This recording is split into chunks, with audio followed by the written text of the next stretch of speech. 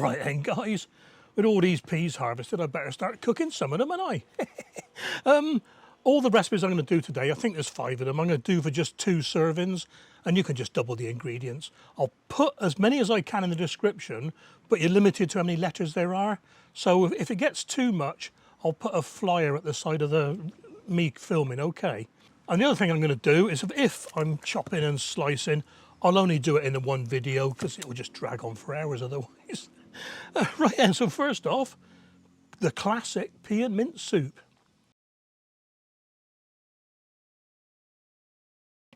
So for this one then, we need about 400 grams of peas, half an onion diced, about 30 odd grams of mint. Depends how much mint flavour you like. Now I've got a shed load of mint growing to this year, so in here I've got a right old mix. I got peppermint, I can smell peppermint, spearmint, and I got apple mint. I know I got apple mint. About 15 grams of butter just to soften the onion up, and some vegetable stock. If you want to go vegan, leave out the butter and go and just use olive oil, okay? So when I get all the bits ready, then we start cooking. Oh, a little bit of salt and pepper to taste as well. I always forget something, don't I? Wouldn't be me if I didn't. So weigh the peas out, 400 grams, I suppose. And these, all the peas, they were picked yesterday and then blanched. Hot water for, it was 4 minutes in the end. Cold water for 4 minutes, drained and left in the fridge overnight. So they're not quite cooked. They still got a bit of squeeze to them. And any that need cooking will cook during the recipes, okay? So, 400 grams, where are we? Can't even see that in this sun. Peas are one of the ones that it may be better to do as cups, you know? But we'll see. Cheat, I've gone and bought some frozen peas as well because there's no way I'm going to have enough here for all the recipes. That's about 400 grams. As always, sharpen your knife before you get going. Get a lot of use this knife. Take off any filings. And like I said, half an onion, so I'm not going to do this one, I'm just going to cut it in half. Half an onion? Yeah, half an onion. Save that for the next recipe.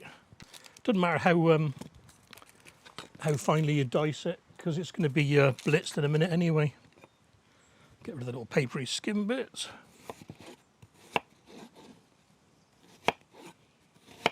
And that's that. It's nearly all the prep work there is for this recipe. Get your mint, roll it up a little bit. And again, just give it a little chopping. Gets more flavours out in the pan. And speaking of pan, fast forward. Okay, the camera's getting very warm in the sun, so I'm going to make a little sunshade for it. A bit like the ones you get at beer festivals where a damp towel and the evaporation cools things down. Like, right, the pan's getting warm. So, just a small knob of butter. That's melting quick. Ooh. Put that back indoors. In with the onions. And all we're doing with these is just sweating them down. We're not trying to brown them off. Just going to sweat them down a little bit. There we go. Ooh, smells good already. 2, 3, 4 minutes. Depends how hot your pan is, I suppose. It's starting to go brown, so nearly too much. Right, now stir the peas in. Get them all coated in the butter. As soon as they're all coated, in with the stock. In my case, I'm using one of these jelly pots. Vegetable. You can use chicken if you want. And 500 ml of water for this stock pot. Get it to the boil. Salt and pepper to taste. Now I know I like a bit of salt, so just a little bit. And a little bit of pepper as well. Because I've sort of pre-cooked them a little bit, 2 minutes, and the same you could do this with frozen peas. If you're using frozen peas, again, about 2 minutes. It's a very, very quick soup, really. Just need to get it to the boil. It would be even quicker if you made the stock up with boiling water. Okay, just started boiling. So turn the heat down to a gentle simmer. You can cover this if you want to. No real need to because it's so quick. It smells good already. I've not even put the mint in yet. Okay, that's about it. So in with the mint just before you finish cooking. Give it a few seconds. You don't want the mint to cook for too long because it'll go brown. There we are, turn the heat off now. Okay, let it cool down a fraction. And just gently start blitzing away. Let's have a bit more slack on the old cable there. There we are. Gently, you don't want to splash yourself. And what you can do with this, you can blitz it as fine or as coarse as you like. I'm going to see how it goes before I decide.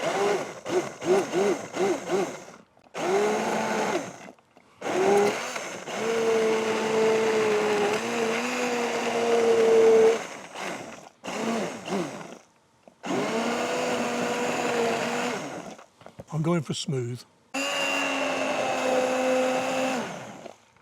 Okay then, a little bit for me.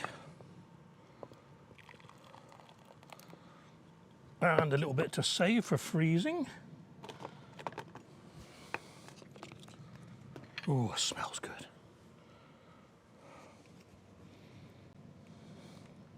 Look at that colour. And see, the colour's been preserved because I blanched them yesterday. So, to top it off, I'm going to put a little bit of crème fraiche in there. Here we go. And I'm going to have this with a knob of crusty bread with a little bit of butter on it. Oh, this is melted well. Cool. Here we go then, guys. Dinner is served.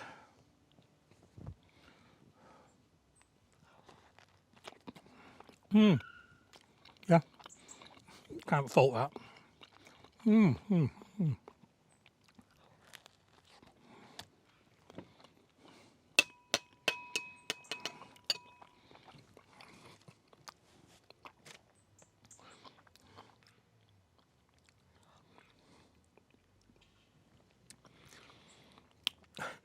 It's so simple, but that is as good as any pea and mint soup I've ever had in my life. Try this one. So simple, I can guarantee you will like it.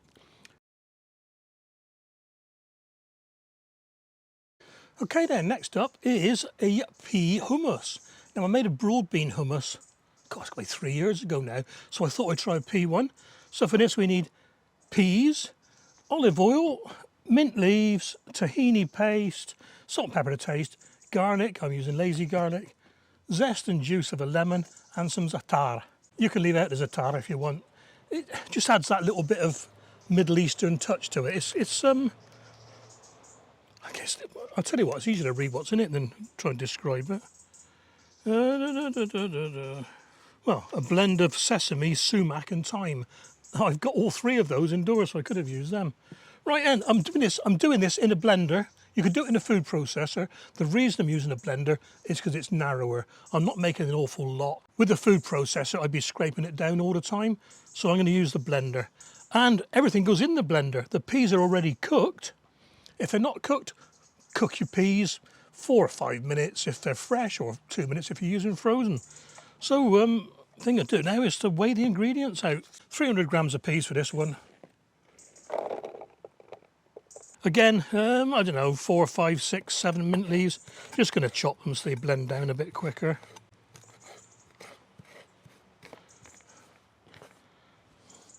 And it all goes straight into the blender or processor bowl.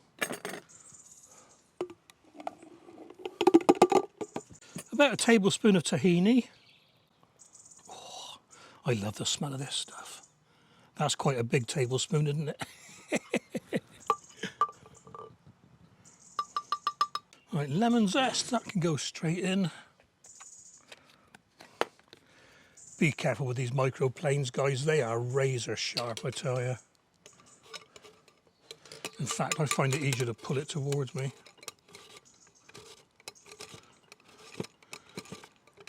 It's the same with engineering. If you pull, it's always safer than pushing. If you push and lose control, you've had it. If you pull and lose control, it comes towards you. I've seen so many people lose their knuckles when they pushed a spanner and it's come off, you know. That'll do.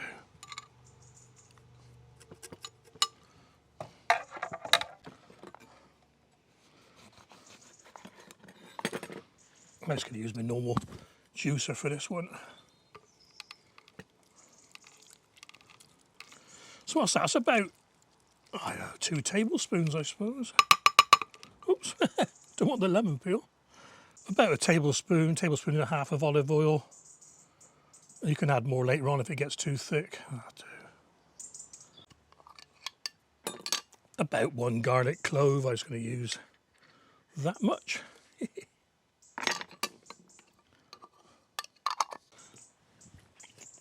About a teaspoon of za'atar.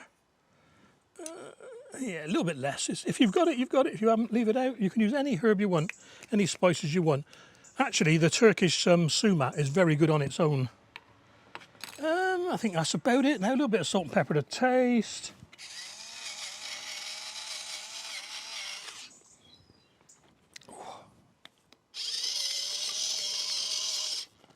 And there we are now. So,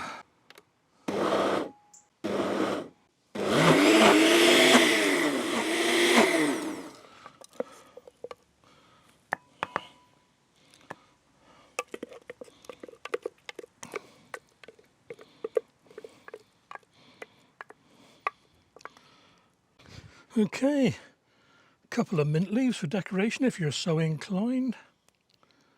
There we are, a bit green so you can't really see them. And so a bit of bread with this.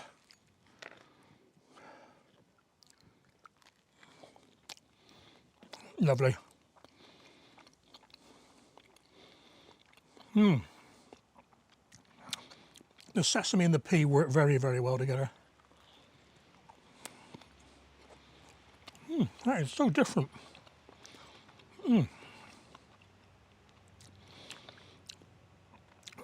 I wonder what that would be like with lime instead of lemon. Next time, I reckon. All right, this will keep in the fridge about 3 days, much longer than that, and the peas might start losing their colour a bit. Cling film in the fridge, and that's where this is going now. I have to add a bit more.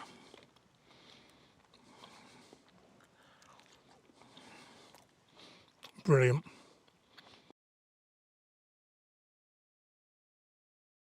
Okay, then next up, a pea curry.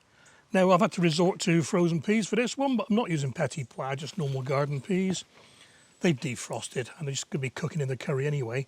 Now I'm making this one to serve 4 because if I didn't, I'd have half a can of milk left, half a can of blah, blah, blah. So I'm doing the whole cans. And what I'll do, I'll put it into the punnets and freeze it anyway. So coconut milk, chopped tomatoes, loads of herbs and spices. And the majority of these come from spices on the web. I use them. I've got a link in my description for an affiliate. So we got cayenne, ground coriander, turmeric, cinnamon, ground cinnamon, green cardamom, ground green cardamom, and smoked paprika. I've got ground cloves, lazy garlic, lazy ginger, olive oil, salt and pepper. And I think that's about it. It's quite a lot, but it's all about the aromatics with this one. The peas actually go in last. And I always forget something, and this time it was the onion. It's going to be a whole onion. I've got half an onion in the fridge, so I'll chop them and we'll start cooking. And like I said, it's all about the aromatics for this one. The peas go in last. Pan on the heat, in with about a tablespoon of oil. I'm just using this olive oil again. Get it up to temperature. We go in with the onions.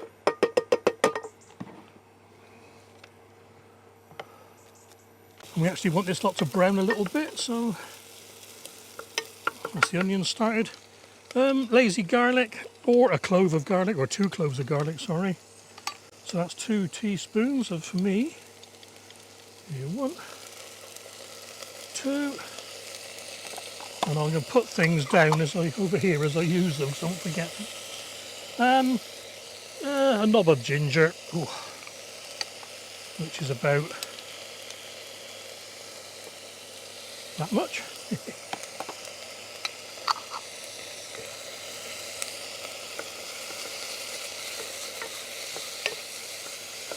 And then it's in with all the herbs and spices. So 2 teaspoons of ground coriander, 1 teaspoon of smoked paprika. Oh, I'll give it some nice colour, that will. half a teaspoon of cayenne powder. Now it's going to be a bit warm, that, so yeah, it's got a three chili rating on that one, so be careful. 1/8 of a teaspoon of green cardamom. There we go. Yeah. 1/8 of a teaspoon of ground cloves. 1/8 of a teaspoon of ground cinnamon.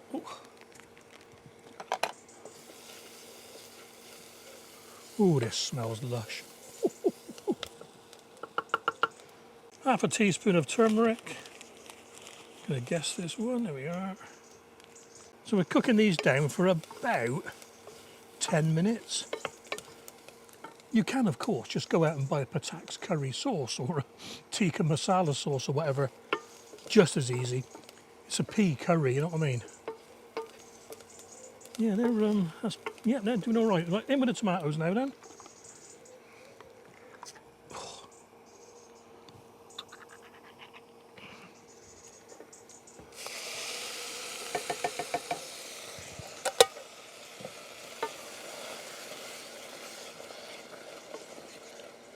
And in with the coconut milk. Ah, good, it's a liquidy one. The last few I've had have been solid.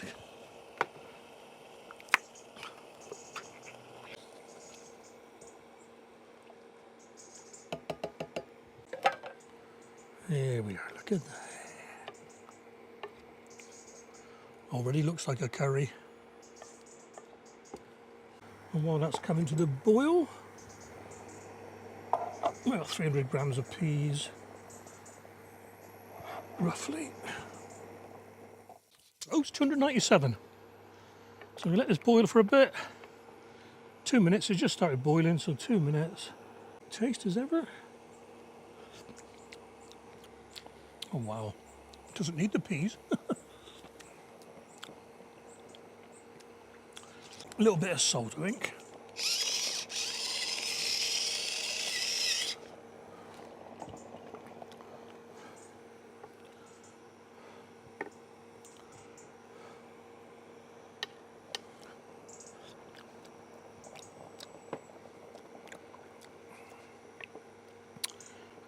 So let that simmer away for a little bit, about 2 minutes. Okay, that'll do. Get the temperature up a bit, get the peas in.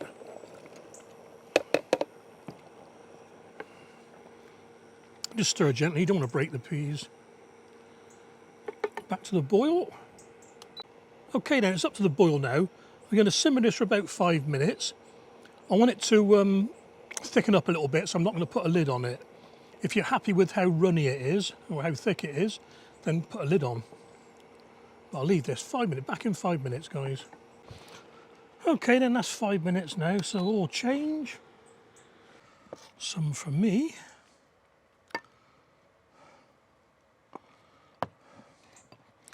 Permanent hand, some to save.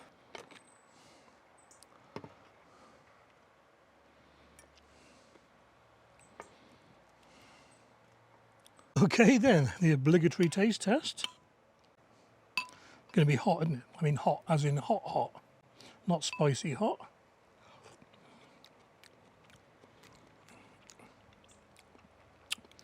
Oh, that is lovely.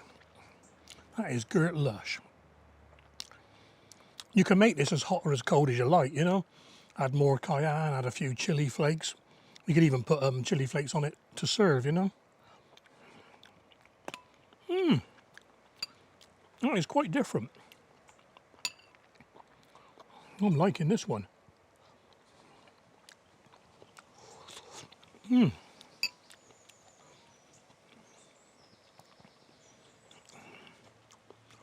That's a double thumbs up from Diggy.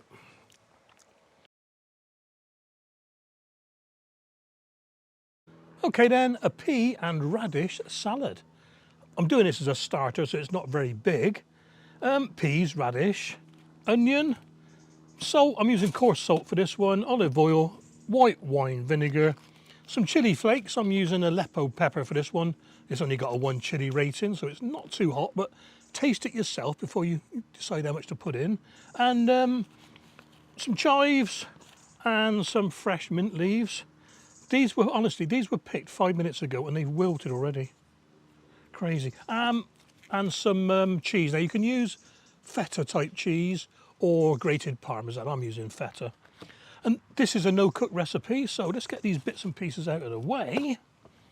Do a bit of chopping up and make the salad, really. Okay, it's all going to be in a mixing bowl. It's like I say, there's no cooking with this one. So finely chop the chives. There we are. And it doesn't matter if there's a few big ones either. And again, mint leaves, finely chopped.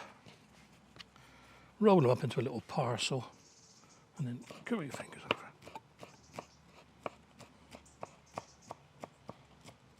This is, oh, spearmint, this one. Yeah, spearmint, lovely.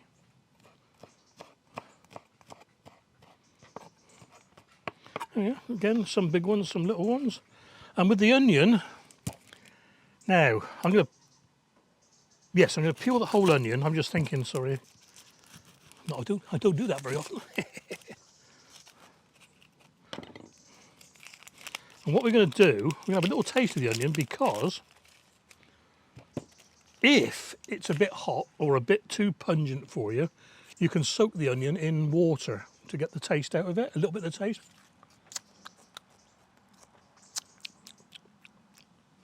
That's okay. If it was what they call a brown cooking onion, it might be a bit too oniony. It's daft saying, I know. I'm going to use my little mandolin machine. Great, this. Dead thin slices. No, I'm not going to do it in the bowl because I want to chop up a little bit. So I want it on the smallest setting, really. There we are. Now watch your fingers with these guys, they are vicious. Put that bit there.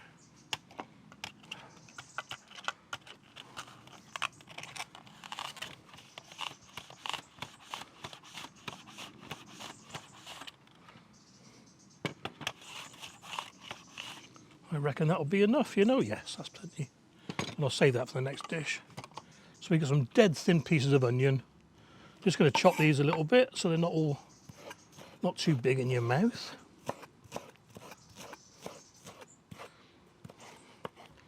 Again, nothing too exact. We want a bit of variation. Now, same with the radishes.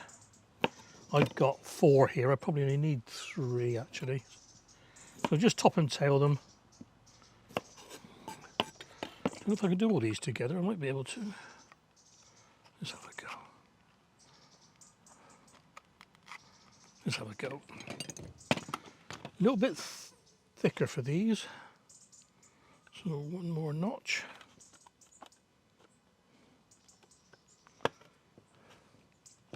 Yeah.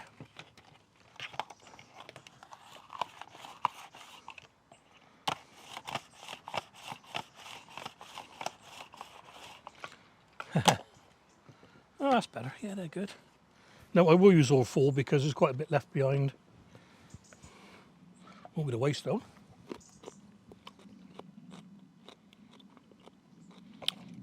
Not too peppery, but there's a little bit there.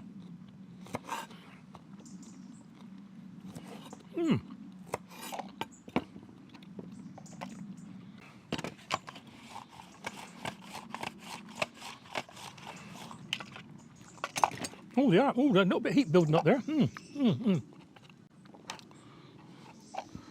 Okay, I think that's all the big bits anyway. Let's get that mix up. Okay, just a little bit of pepper. I mean, you could miss this out if you don't like pepper. I'm going to taste just a little bit, actually.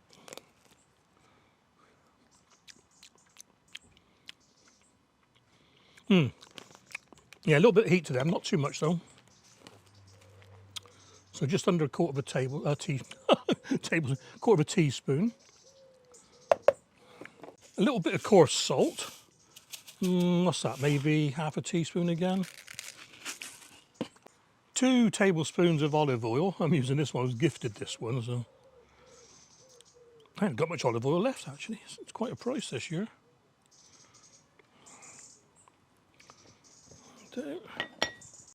Tablespoon of white wine vinegar. You could use apple cider vinegar for this. Don't use any malt type vinegar. Let's give that a mix in. Right, last but not least, the cooked peas. This is about 300 grams.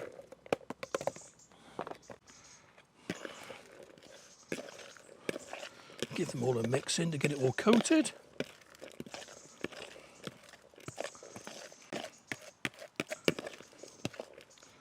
The obligatory taste, if I can find something to taste it with.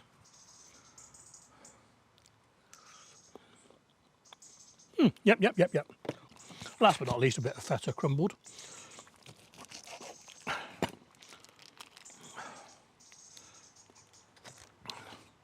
Crumbled, this is a bit of a solid one, this. I just cubed this one.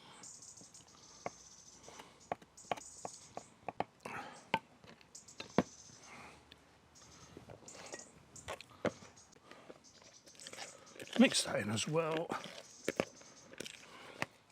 And that is it, guys. I'm going to get a serving dish to do this properly. There we are then. Doesn't that look a picture, eh? Yeah, let's get that off there. Who says peas have to be boring? Fantastic. Right, and if you want, if you're brave, or if you're, you know, if you like pepper, just a little bit extra on top, maybe. Just a little bit. And you can also put some extra Greek-style cheese. That wasn't proper feta I had there on top, but that'll do for me. So, right then, doesn't it look nice? A bit of everything if I can. There's a bit of mint, there's a bit of radish, there's some peas. Ooh, a bit of onion, if I can get it. There we are, get the radish. There we are, we got some chilli flakes on top as well. Good luck.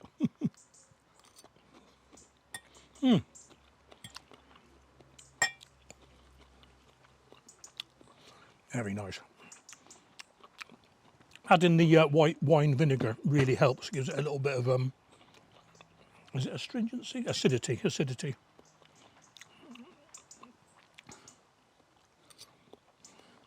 Oh yeah.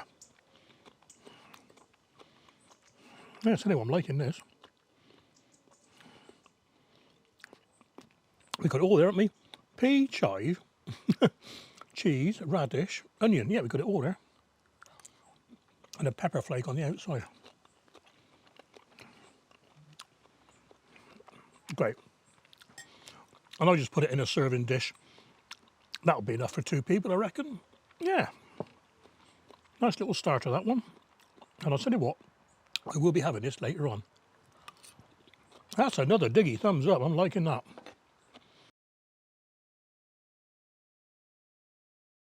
Okay, then next up is an Italian dish. Pea squash pesto pasta. Yeah, that'll do. That's enough. If it was winter, it could be pea pumpkin pesto pasta. You can substitute the squash for a courgette quite easily. So what we got, peas, but these are cooked and blanched. You can use frozen peas. A squash, this is a zephyr squash. So I'm using orzo pasta, little tiny stuff. Some pesto, yes, you can make your own. Make your own, it lasts a couple of days in the fridge. So I've got this on standby. Lord knows I've got enough basil around. Lazy garlic, an onion, crème fraiche, salt and some oil. First thing I do is chop the onion, and like I said, you're not going to watch me do this because I did it at the beginning.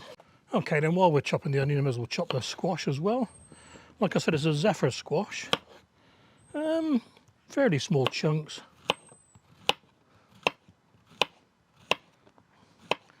Look out of place if it was big chunks with the small pasta.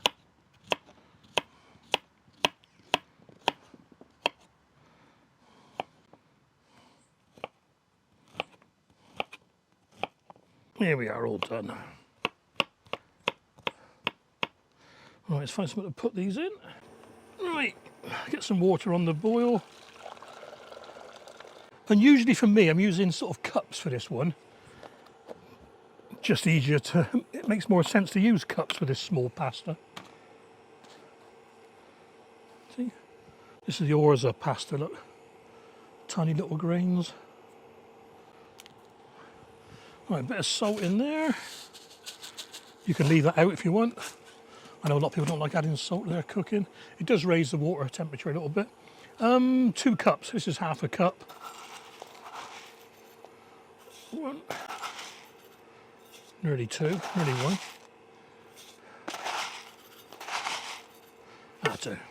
We'll boil that for 4 minutes. So I'll start my timer. We're doing 4 minutes. It's going to be slightly underdone, which is, it's not even al dente, it's slightly underdone because it's going to be cook it again in a minute. So, okay, now it's just about 4 minutes. I'm going to reserve half a cup of water. I'll put that over there out of the way so I don't forget it. And we're going to drain the rest. I got this bowl I was using earlier, that'll do.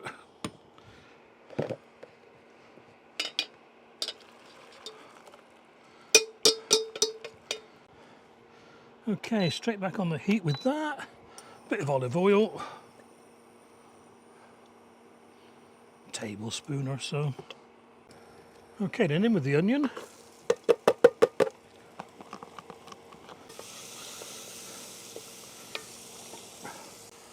Okay, in with the garlic. 1 teaspoon is 1 clove, so that's a clove of garlic. Like with a lot of cooking, you always heat the aromatics first. We're not trying to brown these, going to get them nice and soft. Okay, that'll do. A little bit more cooking to do, but it's time to put in the squash. I need that to cook. Like I say, you can use courgette for this. In fact, courgette would probably cook that a little bit quicker. But we need the onion to just start turning brown anyway, so there's no rush. Take your time. Okay, then as these peas are already cooked, I'm adding them now. If they were frozen or uncooked, they'd have gone in at the same time as the squash. So about a cup. I'll do. Stir in gently now, we don't want to squash the peas.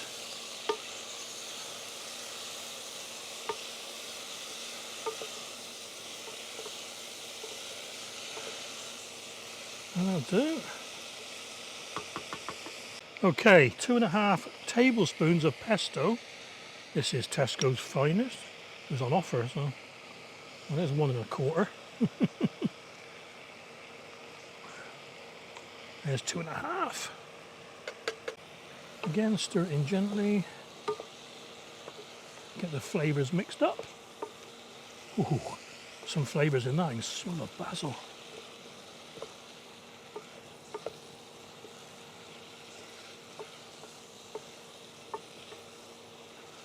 Nice and gentle, like I say, you don't want to smash the peas, otherwise you end up with mushy peas. Okay, back in with the pasta. And the reserved pasta water.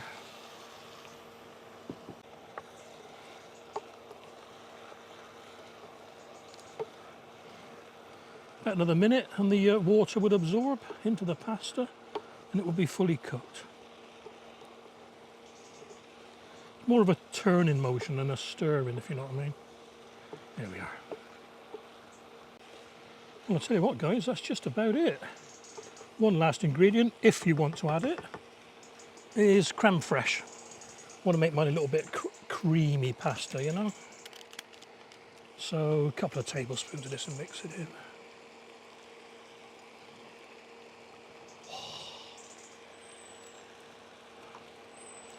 Let's see how that goes before we add any more.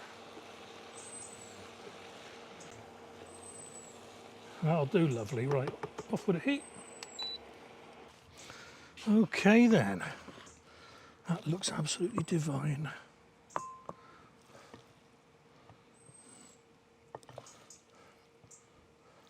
A little bit of pepper on top. You could put the pepper in when you're cooking with it on top of it.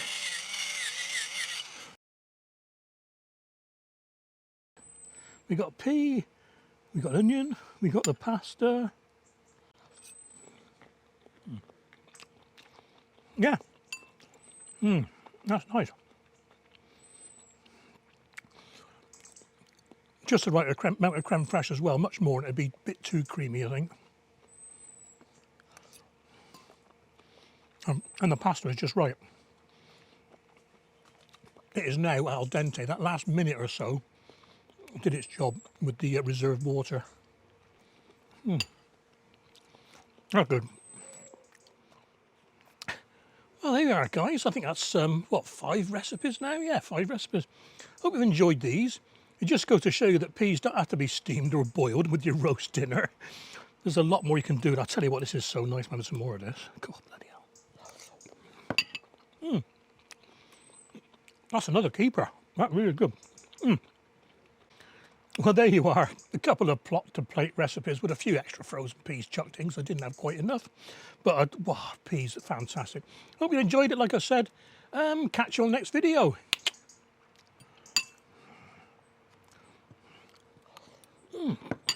Wow.